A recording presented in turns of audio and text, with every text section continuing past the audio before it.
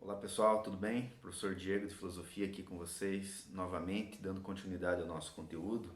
Estamos agora no capítulo 3 do material de vocês, ali a partir da página 50, eu peço que vocês acompanhem por lá, por gentileza. Tudo bem? A gente vai começar a ver agora então efetivamente a origem da filosofia, naquele período que historicamente, na historiografia da filosofia, a gente chama de os pré-socráticos, ou seja, aqueles pensadores que por um lado antecederam a figura de Sócrates, absolutamente seminal, que vai originar a grande filosofia no Ocidente, a figura de Sócrates. Por outro lado, depois daquilo tudo que estávamos vendo. Sendo assim, o plano para hoje será, vou dispor aqui do ladinho, será analisar essa passagem do mitos para o logos, ok? Vou explicar para vocês de modo bem objetivo o que a gente entende como mitos e logos. Mitos a gente já estava vendo, é mais fácil de entender. Por outro lado, percebemos as diferenças entre cosmogonia e cosmologia, que foi uma questão que caiu no PSS de 2018, uma questão bem interessante, vou postar para vocês depois. E por fim, a gente vai ver aqui os fatores que possibilitaram o nascimento, a origem da filosofia, de acordo com os grandes estudiosos da história da filosofia, esses fatores que não são só fatores ideológicos ou específicos, de um filósofo ou outro, mas também são contextuais, o que estava acontecendo na Grécia daquele momento, que possibilitou lá, pela altura do século VI, o nascimento da filosofia.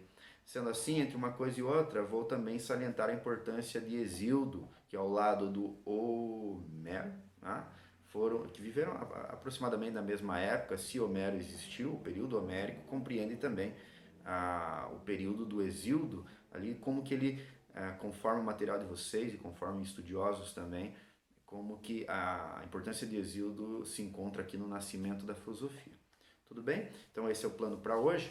Sendo assim, comecemos lá com a diferenciação, os comentários pertinentes a respeito do mitos e logos, essa passagem aqui. Bom, o mitos, todos nós sabemos, significa as narrativas, mitos, narrativa.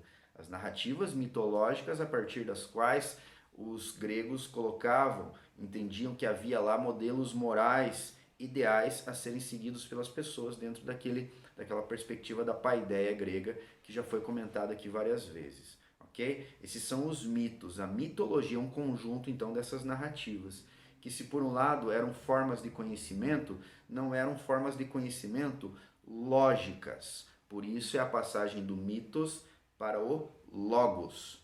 O que é o logos? O logos é justamente o pensamento lógico-racional. Logos vai originar a palavra lógica. E o que é a lógica? É a coerência interna, é o pensamento que funciona racionalmente, e por isso tem começo, meio e fim, mas não só isso.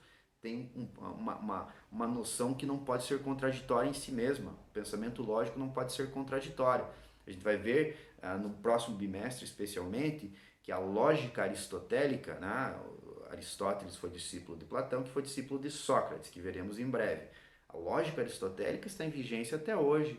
Para você pensar de modo coerente, de modo válido, de modo racional e defensável, você precisa ter uma estrutura, uma ordenação lógica, ok? Então nós estamos exatamente nesse período de transição dentro da filosofia. Estamos aqui no século VI, a partir do material de vocês, momento de transição, então, entre o mitos, essas narrativas, ok? Para o pensamento lógico-racional. Nesse sentido, a gente está passando então das cosmogonias, ou seja, cosmos, a ordem, gonia, genus, da origem do cosmos, do universo, que sempre vai ser mais ou menos mitopoética ou mitológica, agora para a cosmologia. Cosmos e logos, ok? O logos é o estudo, então, é o pensamento lógico-racional sobre o cosmos. Cosmogonia, então, pertence ao terreno do mito.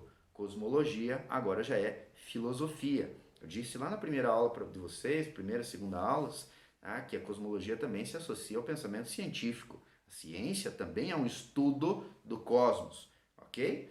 Sendo assim, pessoal, essa passagem do mitos para o logos também representa a passagem da cosmogonia para a cosmologia. E como é que o Hesíodo, né, eu prometi para vocês que ia inserir o Hesíodo aí nessa nossa conversa, como é que o Hesíodo entra nessa história? O Hesíodo é o sujeito que escreve um livro chamado Teogonia, ou seja, a origem dos deuses, Theos, né, do grego lá, Theos, Deus. A origem dos deuses também era a origem do cosmos, a origem da natureza. Por quê? Porque a religião dos gregos era uma religião naturalista, ou seja, os entes naturais possuíam a sua origem, o seu nascimento enquanto deuses, né? Enquanto a origem dos deuses. Então, dizer a respeito da origem dos deuses é dizer a respeito da origem do cosmos, da origem da natureza. Ok? E nesse sentido a gente entra já nos fatores que possibilitaram o nascimento da filosofia grega. É uma junção de elementos que facilitaram, que propiciaram a origem da filosofia. Ok? Não só havia lá sujeitos muito inteligentes, muito mais inteligentes do que a nossa média, mas também havia um contexto propício para isso aí. O primeiro contexto é o primeiro fator contextual, né, que possibilitou o nascimento da filosofia é o fator político. Por quê? Porque naquele momento havia a noção da democracia, especialmente a democracia ateniense, né, que é uma democracia um tanto quanto diferente da nossa, moderna, né, a nossa representativa. Né, há uma série de diferenciações que a gente vai ver no segundo ano, quando o assunto filosofia política será mais interessante para nós. Nesse momento, nos cabe apontar que o fator político, especialmente pela representação democrática, facilitou também a discussão e a disputa entre ideias, que é basicamente a essência da filosofia, a disputa de ideias. Né? Temos opiniões opostas, e Sócrates, por meio do diálogo, vai colocar essas ideias de modo dialético.